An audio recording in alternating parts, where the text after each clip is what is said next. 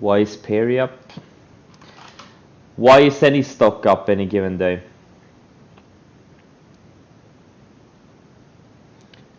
I don't know, maybe it had earnings? Sure. Maybe an analyst upgrade?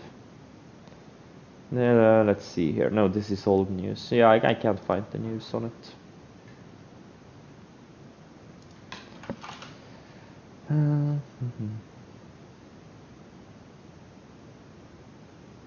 Did he pre-announce?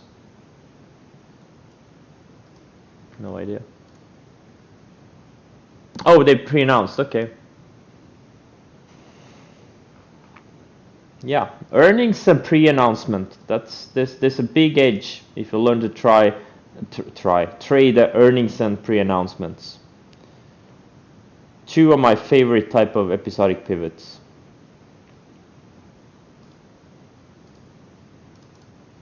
Is FSR an example how to trade a stock post earnings? When were the earnings? This thing doesn't even have any earnings. Isn't it a concept company? It has no earnings.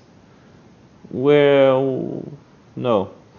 This was an episodic pivot. It had some PR memorandum of understanding with Foxconn, and obviously, you know, the volume was very big. Big volume. It's a hot sector. Electric vehicles. It's been building higher lows at its long base. You know, that told me there's interest in this thing. You gotta put these things together. A hot sector, like all these EV stocks have made big moves over the past 6 months, 12 months.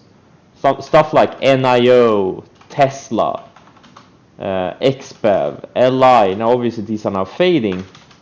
And this one is just coming out of a long base and had big volume. That's why I bought it. You always want to buy things coming out of big bases. Something like W yesterday broke a 6-month base. Something like a rocket I bought yesterday also broke a long base, 5-6 months with higher lows. Look at the volume here. These are the types of things you want to find. When I bought Celsius, broke out of a nice base, higher lows, and it had earnings. Look at the volume. This is where I bought it. I bought it like $28 or something, and then I sold it at like 40, and now it's at 70 almost. DQ, bought the long base, higher lows. It got tighter and tighter. Broke out on not super volume, but it had some. You know, it wasn't really super, but it broke out, and now look at it. The same pattern. If you just learn that it's one pattern, you can afford anything you want in life. And now, if you also have a little bit of brain power, and you put things together, like if it's a hot sector, if it's an intriguing story, if there are, if there's big, triple-digit growth, you will have an even bigger edge. But that is not needed. You can just purely trade momentum. You can have very good returns. Penn, nice trade. It hasn't even gone yet. Wake me up when it's at mid-high hundreds. It's only up a few percent from where I bought it. I don't even care about it. I want big moves. RKT's got a nice big move. Nearing 30% from entry. That's the moves you want. Explosive moves. This is why you trade high ADR stocks, or at least higher ADR. One I do regret I didn't do was this W, but man, I wish it was a bit tighter, but I should have bought it.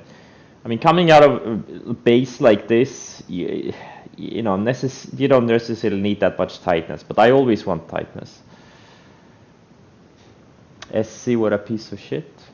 SC is a great one. It just didn't have that good of a setup.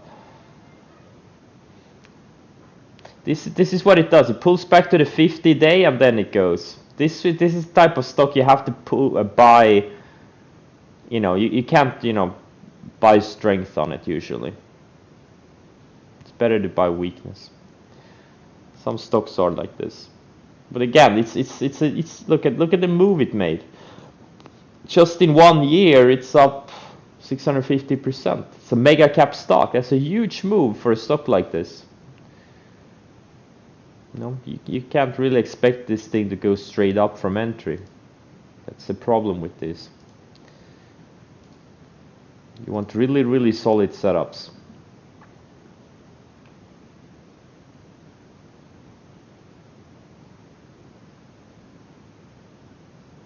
What I made by APHA, 5-star setup.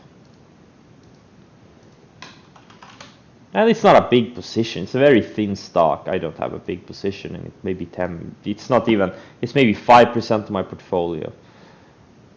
But it was like a 5-star setup. I mean, it's textbook. You know, clean trend, orderly pullback to the 20, undercut, retest, undercut, reclaim, higher lows all the way, and now it's at 2 tight days, especially yesterday, very tight day.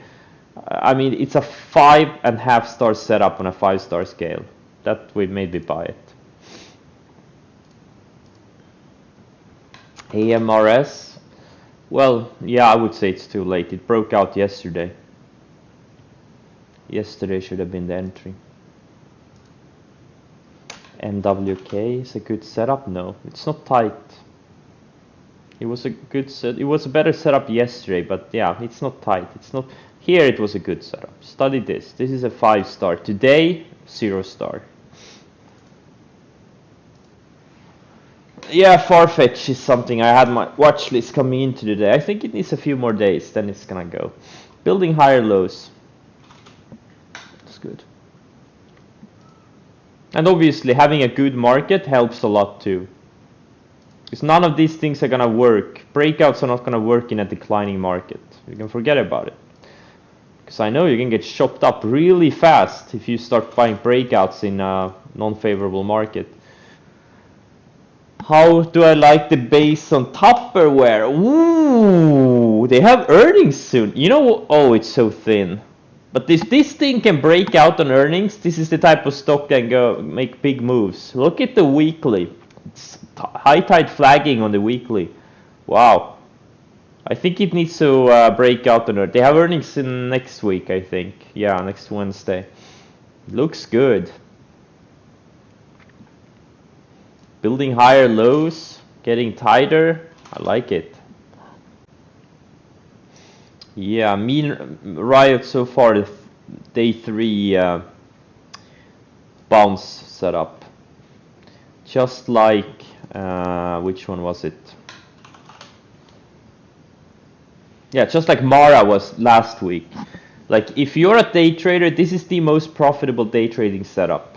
Mean reversion. If you learn these types of setups, if you have a big mover, goes down, bounces on day 3,